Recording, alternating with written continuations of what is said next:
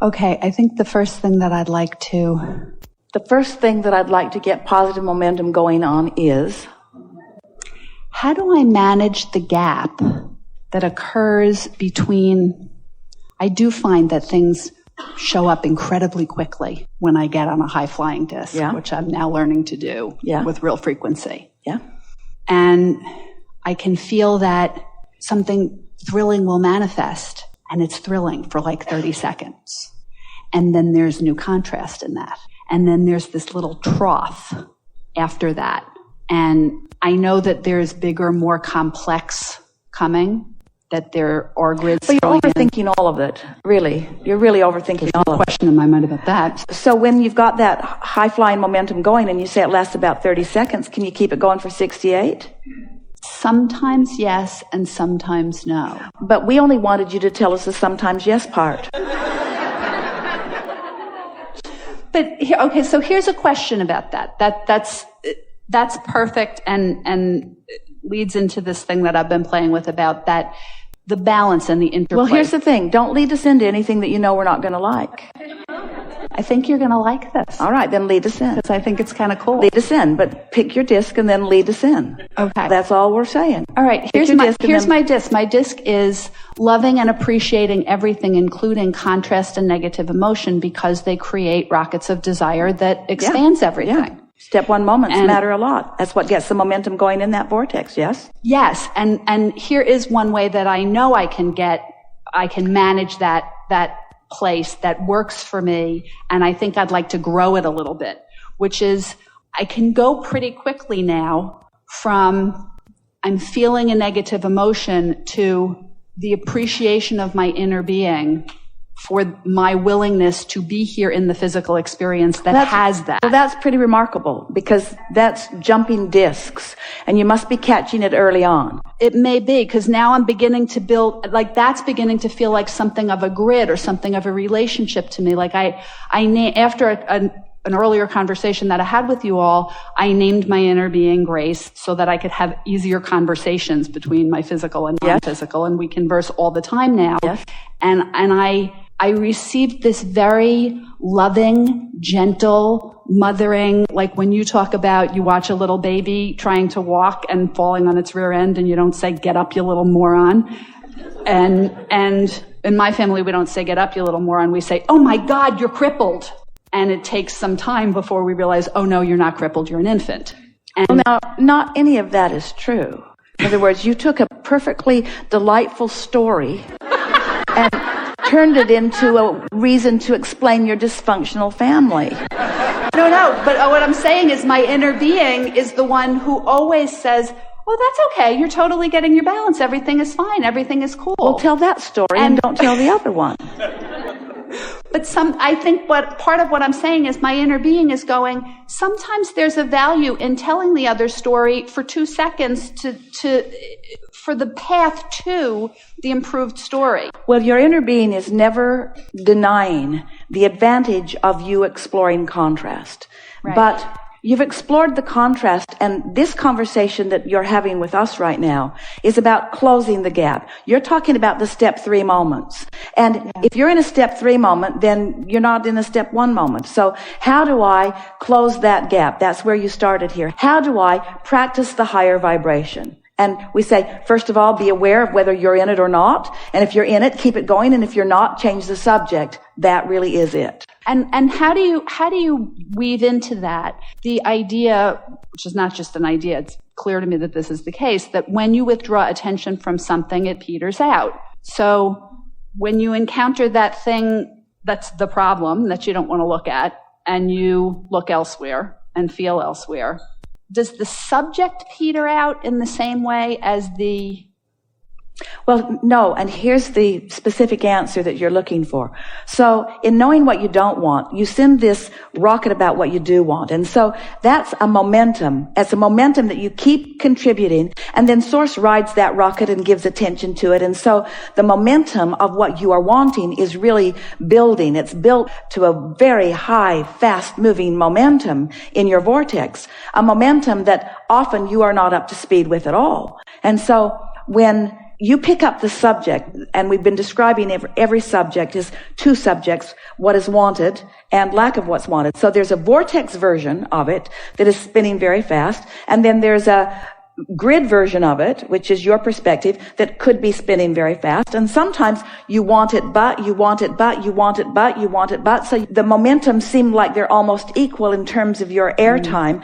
But in terms of the real momentum, they're not equal because the vortex version is much faster. In other words, when you want it, but, want it, but, want it, but, in terms of your ability to give your attention to it, that might be equal because you're really going to like this. And we're just going to back up and say this again. You're really going to like this.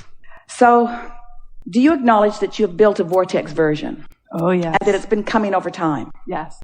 And you acknowledge that your source is focused upon what you want and that that's spinning really high, that that's a well-being that is tremendous, and that when you allow it to manifest, it will be a big deal. Absolutely. That's step 1 and step 2. Now we're talking about step 3, which is your choosing of the discs. So, I know what I don't want. I know what I do want. Seems equal, but it isn't, because you've been doing it and doing it and doing it, and the momentum of your vortex is really, really powerful and fast. Let's call it the well-being of the universe, just to punctuate it in the way that we really want you to hear it.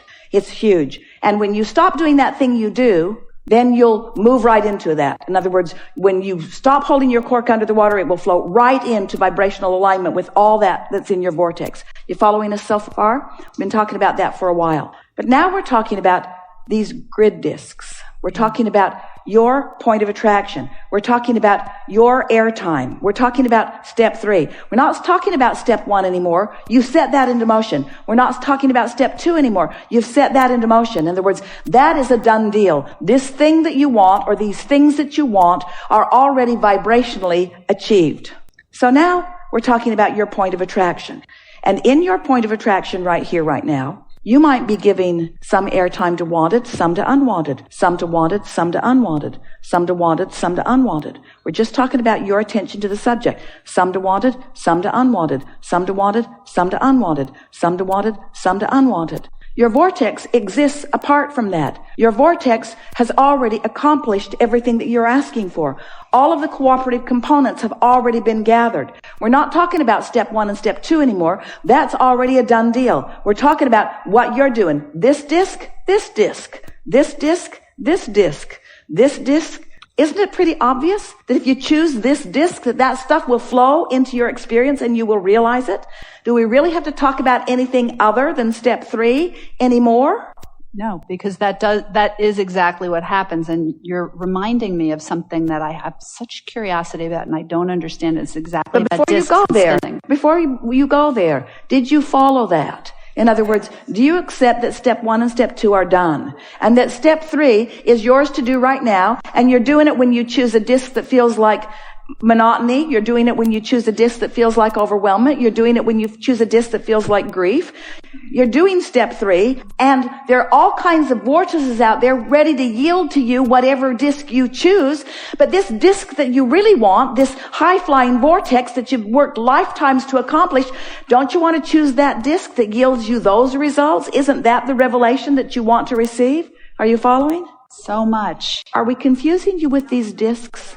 Do you understand that the discs are about the grid, that the discs are about your point of attraction, that the discs are about your now vibration? The discs are about what you're doing right here, right now with your vibration. They're about you selecting the frequency from which some vortex is going to yield to you. Some vortex is going to yield to you, depending upon what disc you choose. So choose anger and watch who jumps on your disc with you. Oh, they jump in from all over the place.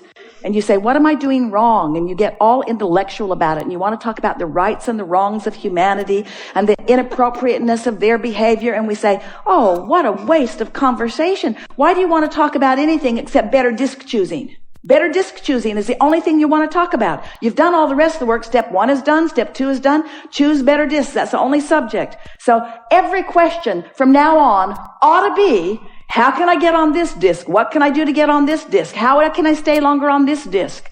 Can you help me get on this disc?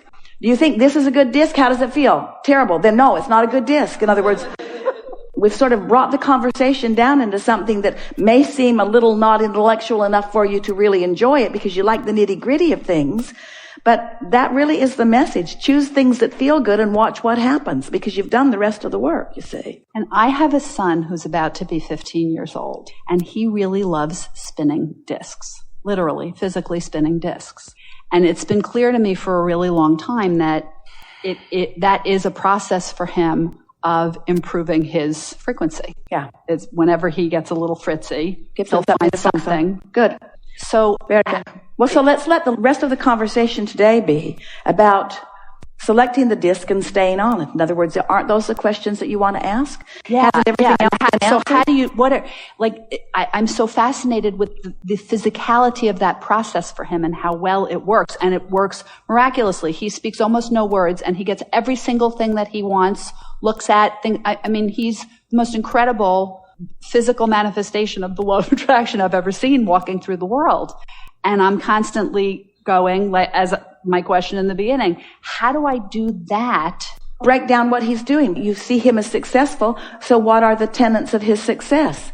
He's found something he likes to do, and he focuses on it incessantly and is really good at it.